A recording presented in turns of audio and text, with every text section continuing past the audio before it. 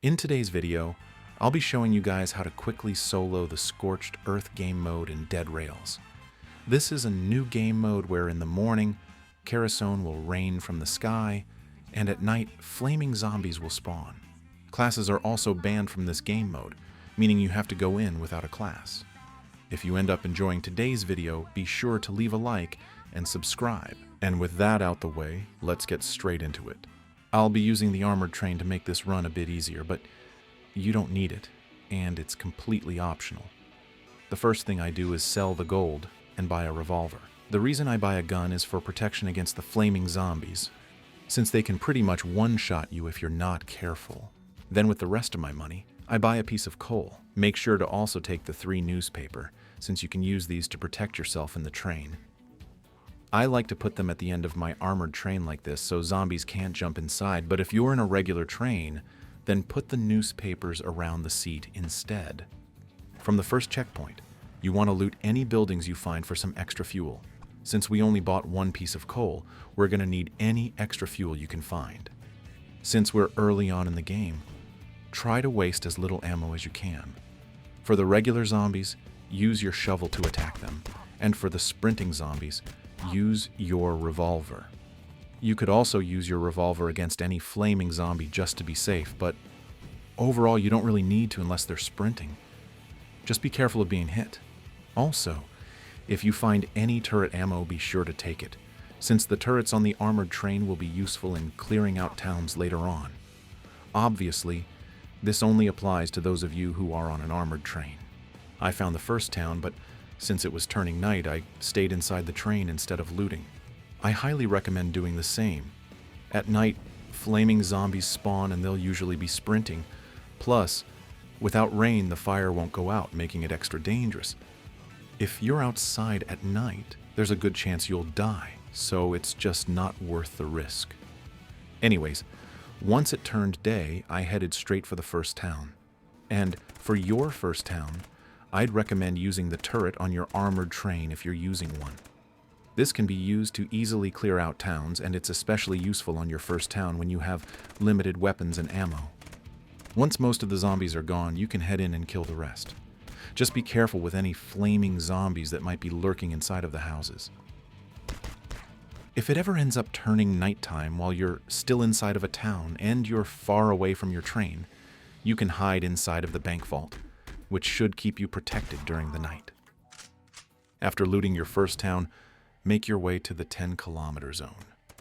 I did get a bit preoccupied with these cowboys right next to my train, so I ended up trying to take them out with my turret. And due to my horrible aim, this ended up taking way longer than I'd like to admit. But if you ever find a group of cowboys, try to take them out with your turret for some extra money.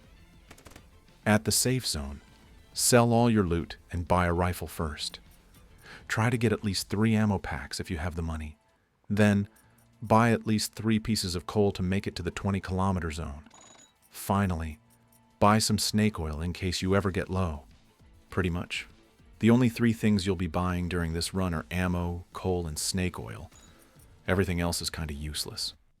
I ended up leaving at night, so I would have time to loot a town in the day. Now that we're all geared up, drive past any buildings you see since we won't be looting them. The only things we'll be looting are towns, the Tesla lab, and the Sterling town. Everything else, including the fort and castle, should be skipped. I did end up finding a Sterling town, but since it was nighttime, I just waited inside of the train. Once it turned day, I grabbed the dead cowboy bodies from under my train. Unfortunately for them, they were all killed during the night. Then, I looted the Sterling town, but instead of going inside the cave, I only looted the vault. The reason for this is because looting the cave takes a while the vault only takes a few seconds to open. Plus, it still gives some pretty good loot. You can open the vault quickly just by grabbing the torch inside the sheriff's building and the dynamite by the cave entrance, and using those to open the vault. But of course, this is completely optional, and if you'd like to loot the cave, then go ahead. Anyways, after the Sterling town, make your way to an actual town. I ended up finding a pretty big one here. I did use the turret a little bit, but I mostly went in and killed the zombies with my rifle. Make sure to kill all the zombies before looting. since if you start looting without killing them, there's a good chance you'll get hit from behind by a random zombie. There's not much else for me to say since you guys already get the basics.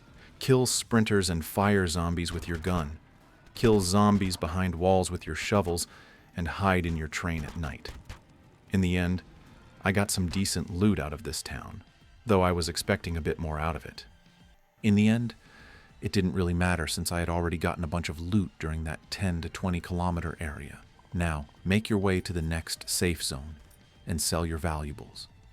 Be sure to stock up on a bunch of ammo, snake oil, and mostly coal. At this point, you can make a decision. If you've already gotten a bunch of money like I have, then you can pretty much skip the entire 30-kilometer area and only look for the Tesla lab. But if you don't have much money and still need to stock up, then it's better if you loot some towns on the way to the Tesla lab.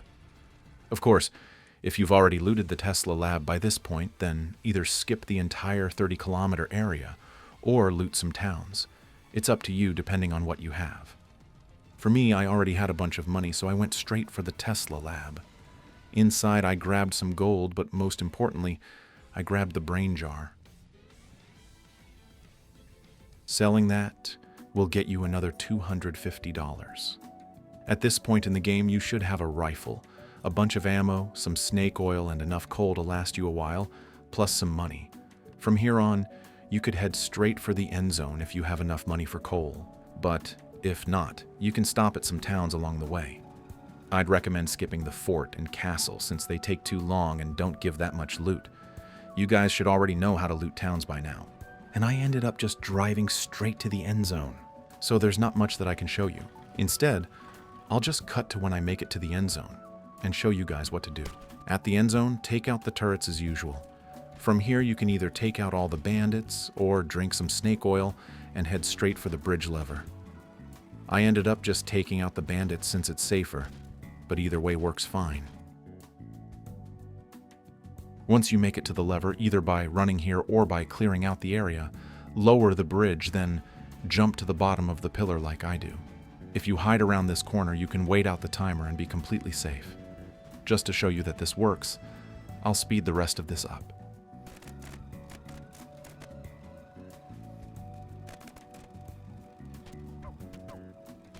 And just like that, we beat the Scorched Earth game mode in under an hour. You also get an extra 30 bonds for completing the challenge. So, yeah, that's going to be it for today's video. If you've enjoyed, then be sure to leave a like and subscribe. And if you have any questions or tips that you think I've left out, then leave them down in the comments below. Anyways, see ya.